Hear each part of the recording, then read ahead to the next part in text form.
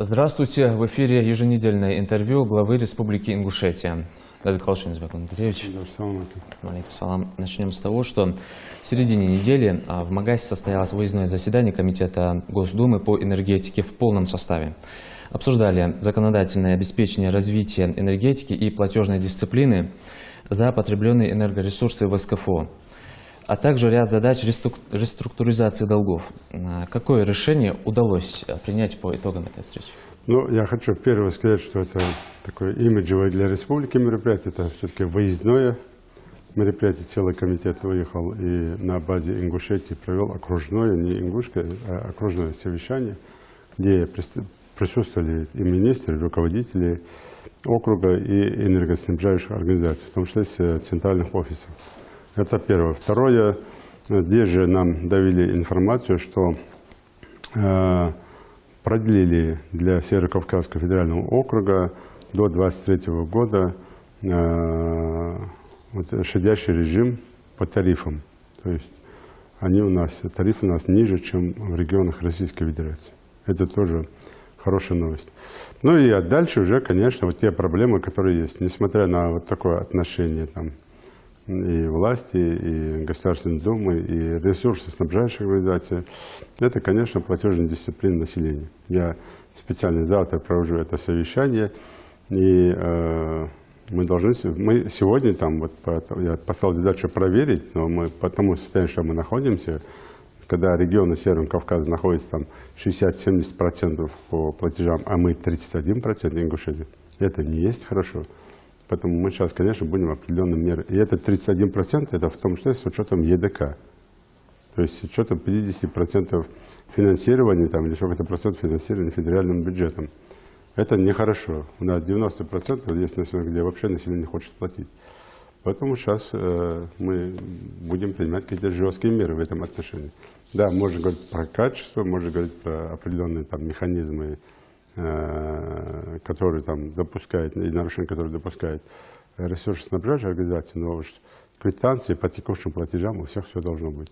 Поэтому здесь я еще раз призываю жителей республики отнестись к этому с глубоким пониманием и не допускать до радикальных вещей, до отключения всего села по этим направлениям. Сейчас я серьезно говорю, это будет делать выводы по главам населенных пунктов, по общественным советам, почему? Потому что они должны работать. И ответ, когда спрашиваешь, почему, ответ, а вот мы имаму сказали, имам там проповедь прочитал, и люди не слушают, это глупость полная, потому что если бы люди слушали все, что имам говорит, мы бы были самые святые люди в жизни, в мире вообще. Поэтому ссылаться на имама там, или вообще на религию в этих вопросах, даже кощунственно, надо всем заниматься. У нас получается, Марья Бехта день-нибудь юагивай, Яхма живой, Молт Бехта день-нибудь молт ждет, а по удол но Ошет бис, Ербис, Собат бис, Лорьевой, Кадол Хамаш Хадувай, Я Джудоче день-нибудь Латвой, Света Газа Ашлацвой.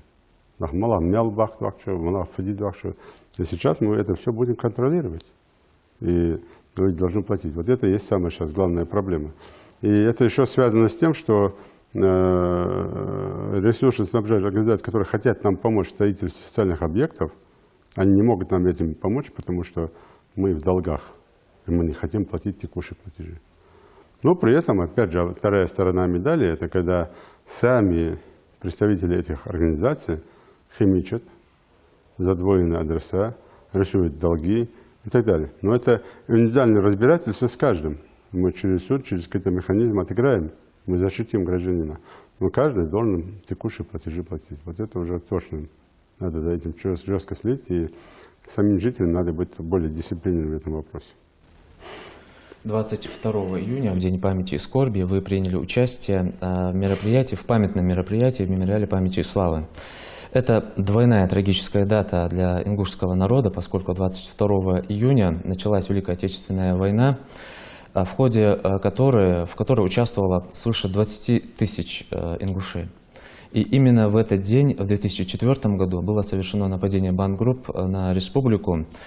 В результате погибли свыше 100 человек, и многие пострадали. А как вы считаете, почему террористы выбрали именно этот день для нападения? Это чисто совпадение? И как вам памятная акция? Ну, во-первых, мы неправильно подходим к этому дню. День памяти и скорби – это именно выбрано именно по дате начала Великой Отечественной войны. Великая Отечественная война погибло по разным подсчетам, там, по разным оценкам, от 24 до 34 миллионов человек Советского Союза. Поэтому в том числе 6510 наших уроженцев Ингушетии. Поэтому мы, конечно, когда этот день мы говорим по 22 июня, мы должны больше говорить именно про день как начало Великой Отечественной войны и про наших земляков, в том числе в списке поименно погибших, все находится на мемориале памяти и славы. Потом этот день, вот этот, именно что День памяти и скорби, для нас, для ингушей, он не только двумя датами, там соприкасается 3 даты. Это начало Великой Отечественной войны, это депортация, начало депортации нашего народа, 1944 год. И это уже фашисты в современном облике международных террористов под руководством Басаева, 2004 год. И выходя на такие площадки, на такие памятные даты, отмечая эти даты, мы отдаем дань уважения именно и тем, кто погиб в Великой Отечественной войне, и тем, кто умер от холода, от голода в ссылке или по пути туда и обратно, и тем ребятам, которые погибли не только в 2004 году, 22 июня нападения, ну и в целом в борьбе с международным терроризмом. То есть это объединяющие такие памятные даты. И сама дата, она объединяющая. И я хочу, чтобы люди это все понимали. Кто-то там говорит, что мы вот День памяти и скорби, опять пошел разговор очередной там.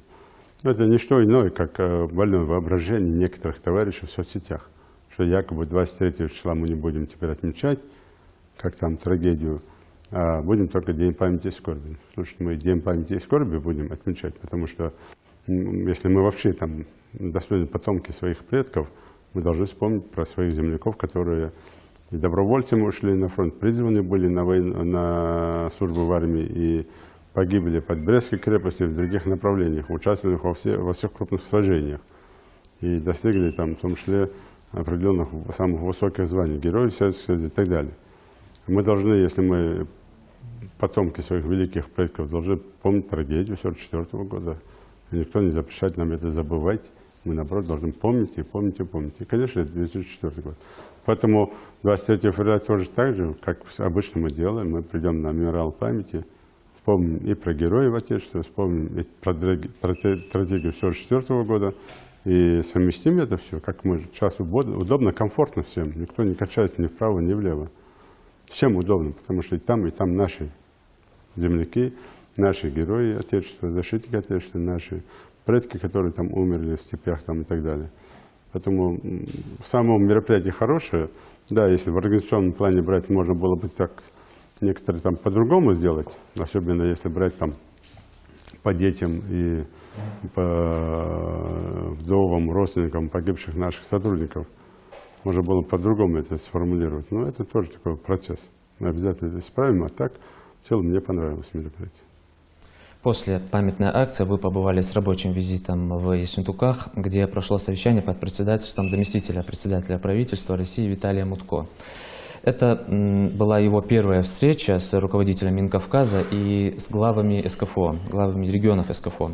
Вы в первую очередь поблагодарили за оказанную помощь и озвучили ряд проблем в сфере дошкольного образования.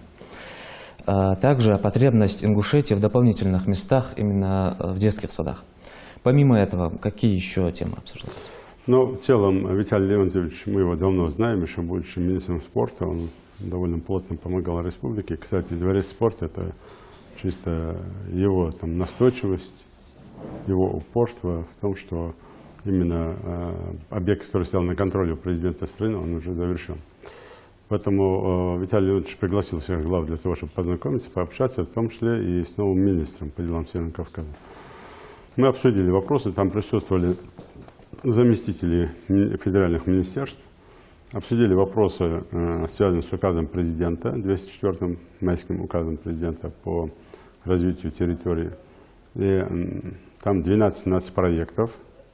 И по этим 12 проектам дано поручение, а мы уже над этим работаем, у нас комиссия уже в этом направлении работает, побыстрее оформить те наши приоритеты в тех или иных направлениях в рамках этих нацпроектов. Здравоохранение, образование, национальная политика, ну и так далее. И также Виталий Леонидович довел определенные требования, задачи, которые стоят перед ним. Мы высказали свои там вопросы, в том числе и по школам, и по детским садикам, и по объектам культуры, там, и по нехватке средств на содержание. То есть мы озвучили в том числе проблемы. Там же присутствовал и первый заместитель министра финансов Российской Федерации. Ну, встреча пошла так, очень на позитивном уровне, и я уверен, что от этой встречи будет такая хорошая польза и для правительства России в целом, и для нас, непосредственно Республики Ингушетия. 19 июня вы проверили готовность к открытию очистных сооружений в Магасе. Объект рассчитан на ежесуточную переработку 5000 кубометров сточных вод. На ваш взгляд, хватит ли этой мощности для нашей столицы? И, насколько известно, там несколько этапов строительства. Нет, мы сейчас к концу этого месяца сдаем первый резервуар. До конца, вообще мы до конца этого месяца сдаем полностью. Ну, запускаем только первый резервуар. А до конца следующего месяца полностью будет запущено. Там же старое очистное сооружение на 1700. Поэтому у нас в итоге получается 6700 очистных сооружений мощностью. И хватит как минимум на ближайшие 10 лет. Но там мы территорию отвели, в том числе на последующем.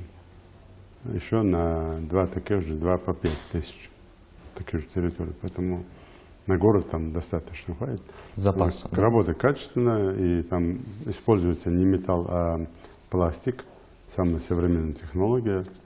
И под гарантию нижегородские специалисты работают в этом направлении. Вы уделяете особое внимание молодежи и ее развитию, часто проводите с подрастающим поколением встречи.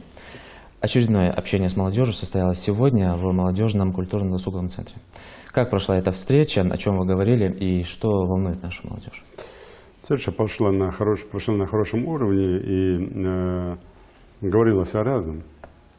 О работе, о культуре, о спорте, об алкоголе, мое отношение к этому направлению, к торговцам непосредственно. А тех, кто с оружием в руках пытается и сегодня противодействовать власти, противостоять власти по указанию там, со стороны. То есть те рабочие моменты, которые постоянно или мешают, или радуют жизни.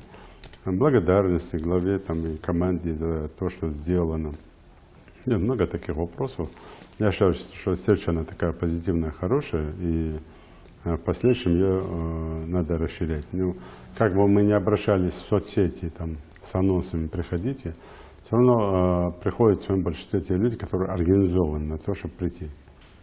А вот инициативы самой, снизу, как такое, чтобы сами приходили, с каждым годом больше, но не так, как нам хочется.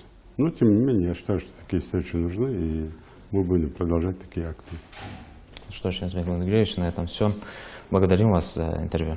Баркал Ярослав, спасибо всем жителям Республики Дал Салмашул, Дал Барсабол, Дал Тахибекатюл, Азиаш Беса, Гази, Свет, Хей, Тухташева, Текуши, Хамдали, Дал Халышка, Нисняк Бис, Бахнажлека, Цитош, Тигачи, что зависит, я когда Хамаш лучше отдельно халдез, году разобраться, но Текуши, да, цитилась бар, это уже хоздать.